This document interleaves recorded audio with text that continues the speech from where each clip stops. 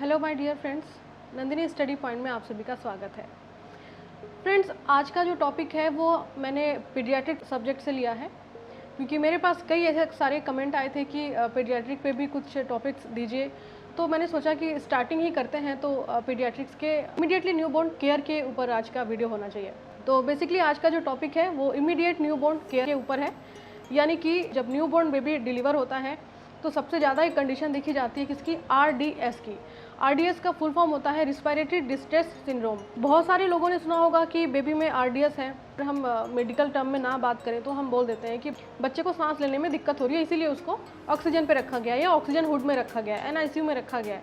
तो ऐसी बहुत सारी चीज़ें हैं जो हम बोल तो देते हैं, पर उसके बारे में हो सकता है कि पेरेंट्स एजुकेटेड ना हो, पेरेंट्स को चीज़ें समझ ना आए कि RDS क्या है, या अगर हम मेडिकल लाइन्स हैं तो भी हमें जानना जरूरी है कि RDS क्या होता है और RDS का मैनेजमेंट कैसे करते हैं, और RDS से प्रिवेंट करने के लिए बेबी के लिए क्या क्या प्रिकॉशंस लेना पड़ता है। तो ये सारी चीज़ें जो हैं ओवरऑल आज हम RDS या इमीडिएटली न्यूबॉर्न केयर के बारे में पढ़ने वाले हैं।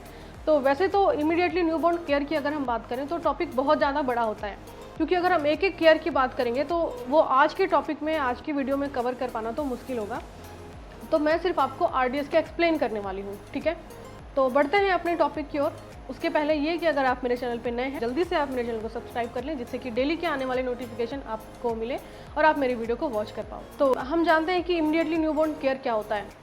जैसा कि नाम से पता चल रहा है, इमीडिएटली न्यूबॉर्न केयर, जैसे ही बेबी डिलीवर होता है मदर के वेजाइनल कैनाल से, जब बेबी डिलीवर होता है तो उसके बाद क्या करते हैं, पीडियाट्रिशियन होते हैं, पीडियाट्रिशियन उसको कैरी करते हैं, उसको हैंडल करते हैं और फिर कहाँ रखते हैं, उसको क्रेडल पे लेते हैं। जब क्रेडल पे लेते हैं तो वहाँ पे पीडियाट्रिशियन क्या क्या करना स्टार्ट करते हैं, या अगर पीडियाट्रिक्स नर्स हैं तो वो नर्स क्या क्या करना स्टार्ट करती है, ये सारी चीज़ें आज हम डिटेल से पढ़ेंगे। Immediately start spontaneous respiration within 30 second. जब बेबी डिलीवर हुआ तो उसके विदिन 30 सेकेंड में हमें देखना है कि बेबी को रिस्पायरेशन स्टार्ट कर देना है। उसके लिए हम क्या करेंगे, स्टार्ट द सक्शन। उसके लिए हम सक्शन स्टार्ट करेंगे। फर्स्ट सक्शन जो होता है वो हम माउथ से करते हैं, एंड सेकेंड सक्शन जो होता है वो हम नोज से करते हैं। ये हमारे कंपटीशन एग्जाम के लिए भी बहुत इंपॉर्टेंट है। अगर हम सक्शन करते हैं तो पहला सक्शन बेबी का कहाँ से स्टार्ट किया जाता है, तो हमें याद रखना है कि पहला सक्शन माउथ में होता है, देन सेकेंड सक्शन जो होता है वो नोज में किया जाता है। For prevention of aspiration.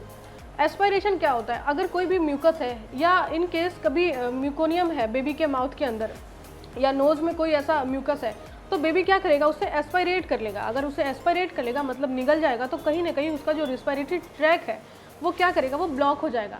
अगर रिस्पिरेटरी ट्रैक ब्लॉक हो गया तो कहाँ हमें विदिन 30 सेकेंड में रिस्पिरेशन स्टार्ट कराना था, पर वो हो जाएगा डिले और बेबी सांस नहीं ले पाएगा। तो सबसे पहला कॉम्प्लिकेशन तो यही आ गया।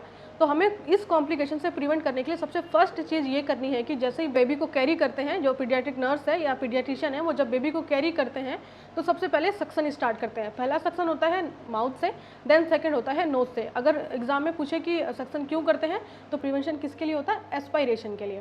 फर्स्ट प्रियोरिटी किसको देंगे, प्रिवेंशन एस्पायरेशन के लिए, एंड सेकंड प्रियोरिटी होता है कि स्टार्ट रिस्पायरेशन के लिए। ये एग्जाम के बेस पे बहुत ही इंपॉर्टेंट रहने वाला है, इसलिए मैंने इसे सेपरेटली आपको समझा दिया। अब बात करते हैं कि सक्शन स्टार्ट किस चीज़ से किया जाता है। Suction by the bulb syringe. Bulb syringe जो इस तरह की होती है, आप देख पा रहे हो। म्यूकस एक्सट्रैक्टर, म्यूकस एक्सट्रैक्टर का भी यूज़ करते हैं। ये भी क्वेश्चन एग्जाम में ऐसे पूछा जा सकता है कभी कंपटीशन एग्जाम में कि सक्शन का टाइम क्या होता है। तो सक्शन का टाइम होता है 10 सेकंड का। 10 सेकंड तक हमें सक्शन परफॉर्म करना पड़ता है। आफ्टर सक्शनिंग, जब हमने सक्शन कंप्लीट कर लिया 10 सेकंड का, तो उसके बाद हमें रब करना है बैक, सोल और पाम। बेबी के बैक पे रब करना है, ठीक है, और उसके सोल पे, पैरों पे रब करना है और पाम पे रब करना है। ऐसा इसलिए करते हैं कि इमीडिएटली बेबी क्राई करेगा, और जैसे ही बेबी क्राई करता है लंग्स एक्सपेल आउट होता है और बेबी रिस्पिरेशन शुरू कर देता है। तो ये प्रोसेस है, पहले सक्शन देन रब, बैक, सोल और पाम। अब तो ये हो गया कि बेबी क्राई कर गया। हमने हमेशा से ये जाना है कि बेबी का फर्स्ट क्राई जो है वो इमीडिएटली क्राई या डिलेड क्राई में हम काउंट करते हैं। तो अगर इमीडिएटली क्राई करता है तब तो ये बहुत बेस्ट है बच्चे के लिए, और फर्स्ट क्राई ही है जो मदर सुन के खुश होती है। इनफैक्ट सारे जो भी होते हैं मेडिकल स्टाफ और पीडियाट्रिशियन होते हैं वो फर्स्ट क्राई पे हैप्पी होते हैं। तो इसीलिए कहा जाता है कि मदर हमेशा बेबी के फर्स्ट क्राई पे हैप्पी होती है, ठीक है। तो ये रीज़न होता है कि बेबी फर्स्ट क्राई जब करता है तो वो रिस्पिरेशन स्टार्ट कर देता है। और अगर जब बेबी रिस्पिरेशन स्टार्ट कर दिया, अब जब बेबी रिस्पिरेशन स्टार्ट कर दिया तो हमारा क्या काम है। तो फ्रेंड्स, अगर बेबी रिस्पिरेशन स्टार्ट कर दिया तो हम पहचानते हैं कि रिस्पिरेशन के पैटर्न क्या क्या हैं। 4 पैटर्न है रिस्पायरेशन के, जो कि मैं अभी वन बाय वन आप लोगों को बताऊंगी। ये 4 रिस्पायरेशन स्टार्ट करने के बाद का हमारा काम है, हम चेक करते हैं कि रिस्पायरेशन कैसा है, रिस्पायरेशन नॉर्मल है या एबनॉर्मल है। अगर नॉर्मल है तब तो उसे रूटीन केयर देंगे, मतलब कुछ नहीं करना है, मदर के पास रखना है, बेबी फीड करेगा और नॉर्मल अपना जो भी रूटीन केयर होता है वो देना है। अगर उसके रिस्पायरेशन पैटर्न में कोई भी एबनॉर्मलिटीज़ आती है तो हमें उसे का मैनेजमेंट करते हैं, ठीक है। चलिए जानते हैं कि वो 4 पैटर्न कौन कौन से होते हैं। आप अपने स्क्रीन पे देख पा रहे हो एक के बाद एक। सबसे पहला जो पैटर्न होता है वो हम देखते हैं नेजल फेरिंग्स। सेकंड जो पैटर्न होता है वो होता है ग्रंटिंग। थर्ड पैटर्न जो होता है वो होता है इंटरकॉस्टल रिफ्रैक्शन एंड फोर्थ होता है सी सॉ रिस्पायरेशन। अब ये क्या है ये सारे पैटर्न्स, चलिए इनको डिटेल से समझते हैं। नेजल फेरिंग्स का मतलब होता है जब बेबी ब्रीद करता है, जब बेबी रिस्पायरेशन करता है तो उस टाइम पे उसके नाक से आवाज़ आती है, उस आवाज़ को हम बोलते हैं nasal pharynx. And second pattern था हमारा ग्रंटिंग। कहते हैं कि बेबी ग्रंटिंग कर रहा है, तो ग्रंटिंग का मतलब ये होता है कि जब बेबी ब्रीदिंग करता है तो उसका लोअर रिस्पायरेटरी ट्रैक जो है, मतलब एक तो होता है कि नोज से आवाज़ आता है जो हम बिना स्टेथोस्कोप के भी सुन सकते हैं अपने कान से। एक होता है ग्रंटिंग जो हम अगर स्टेथोस्कोप डॉक्टर लगाते हैं उसके लंग्स के पास तो वहाँ से उनको आवाज़ एबनॉर्मल साउंड सुनाई देता है, कुछ म्यूजिकल साउंड सुनाई देता है, तो उसे हम बोलते हैं बेबी ग्रंटिंग कर रहा है। अक्सर आपने देखा होगा कि बेबी जब होता है छोटा तो डॉक्टर क्या करते हैं, पीडियाट्रिशियन स्टेथोस्कोप रख के उसके चेस्ट के ऊपर सुनते हैं, तो वो क्या सुनते हैं, वो ग्रंटिंग का साउंड सुनते हैं। अगर ग्रंटिंग प्रेजेंट है तो भी बेबी का रिस्पायरेशन एबनॉर्मल है। एंड थर्ड पैटर्न था जो वो था इंटरकॉस्टल रिफ्रैक्शन। इंटरकॉस्टल रिफ्रैक्शन का मतलब होता है चेस्ट टाइटनेस होना या रिट्रैक्शन होना।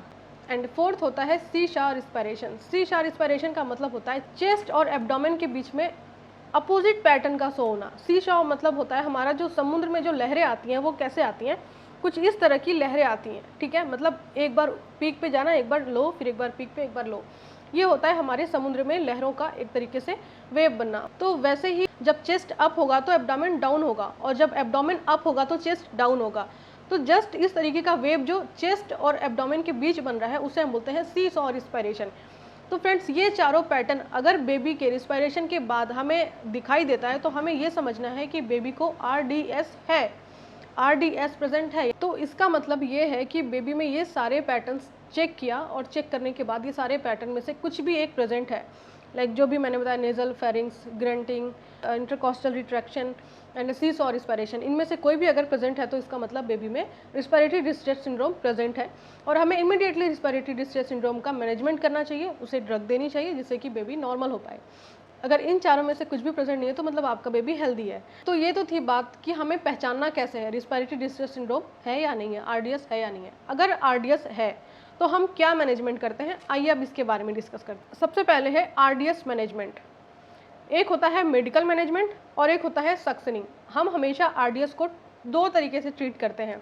जब भी किसी बेबी में आरडीएस मिलता है हम दो तरीके से ट्रीट करते हैं, एक तो होता है मेडिकल मैनेजमेंट के थ्रू, एक होता है सक्शन के थ्रू। तो रिस्पायरेटरी डिस्ट्रेस सिंड्रोम का ड्रग ऑफ चॉइस अगर हमें एग्जाम में पूछे तो हमें लिखना है बीटामिथासोन, ठीक है। हम मेडिकल मैनेजमेंट में बीटामिथासोन देते हैं बच्चे को फॉर लंग्स मैच्योरिटी अगर हम सक्शनिंग करें। एंड सेकंड होता है कि हम सक्शन करके उसे आरडीएस को मैनेजमेंट करते हैं। तो सक्शन प्रेशर की बात कर लेते हैं। मैंने टाइमिंग बताया था कि सक्शन जो है वो 10 सेकंड के लिए करते हैं, और अब हम टाइमिंग का तो पता चल गया, हम बात करते हैं कि कितना प्रेशर पे करते हैं सक्शन। क्योंकि अगर हम सक्शन कर रहे हैं, आरडीएस मैनेजमेंट कर रहे हैं, तो हमें प्रेशर का भी पता होना जरूरी है कि कितना प्रेशर रखना है। अगर हमने ज़्यादा प्रेशर रख दिया तो भी बेबी के लिए बहुत कॉम्प्लिकेशन क्रिएट हो जाएगा, और हमने कम रखा है तो मतलब वो सक्शन ही नहीं करेगा। सक्शन प्रेशर की बात कर लेते हैं। प्री टर्म में 40 to 60 mm of Hg, term baby में हम 60 to 80 mm ऑफ एचजी का प्रेशर रखते हैं, चाइल्ड के अंदर हम 80 to 100 mm ऑफ एचजी का प्रेशर रखते हैं, और एडल्ट में हम 100 to 120 mm ऑफ एचजी का प्रेशर रखते हैं। अब बात कर लेते हैं कि जो हम सक्शन करने के लिए जो हम सक्शन कैथेटर ले रहे हैं वो कितने फ्रेंच का होता है या उसकी साइज कैसे लेते हैं। तो फ्रेंड्स प्री टर्म बेबी में अगर हम सक्शन कर रहे हैं तो हम 6 to 8 फ्रेंच का सक्शन कैथेटर लेते हैं। अगर हम टर्म बेबी के अंदर कर रहे हैं तो 8 to 10 फ्रेंच का सक्शन कैथेटर लेते हैं। चाइल्ड के अंदर कर रहे हैं तो 10 to 12 फ्रेंच का, और एडल्ट में 14 to 60 फ्रेंच का सक्शन कैथेटर यूज़ करते हैं। तो दोस्तों ये था आज का जो हमने पढ़ा आरडीएस। अगर इमीडिएट न्यूबॉर्न केयर कर रहे हैं तो उसमें हम रिस्पिरेटरी डिस्ट्रेस सिंड्रोम को कैसे प्रिवेंट करते हैं, या रिस्पिरेटरी डिस्ट्रेस सिंड्रोम को हम पहचानेंगे कैसे। क्योंकि कभी भी अगर हमें ये पता रहे ना कि बच्चे में दिक्कत क्या है, नॉर्मल और एबनॉर्मल के बीच का हमें अगर फ़र्क पता रहेगा तो ही हम बच्चे के लिए अच्छा कर पाएंगे और हम उसको मैनेज कर पाएंगे। खैर, मेरा एक छोटा सा वीडियो इस चीज़ के लिए भी था कि पीडियाट्रिक्स में इमीडिएटली न्यूबॉर्न केयर कैसे करते हैं और रिस्पिरेटरी डिस्ट्रेस सिंड्रोम को मैनेज कैसे किया जाता है। आई होप ये वीडियो आप लोगों के लिए यूज़फुल होगी, और वीडियो अगर अच्छी लगे तो वीडियो को लाइक करें, शेयर करें एंड मेरे चैनल को सब्सक्राइब करें।